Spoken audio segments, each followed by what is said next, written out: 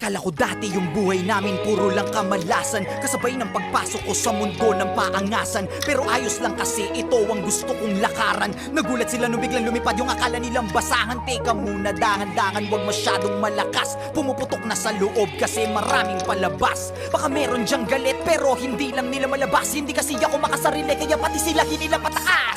Teka, ang dami nagbago, ugali pati na mukha mo. Ganyan na ba yung mga dapat gawin para mahalin ng mga tao?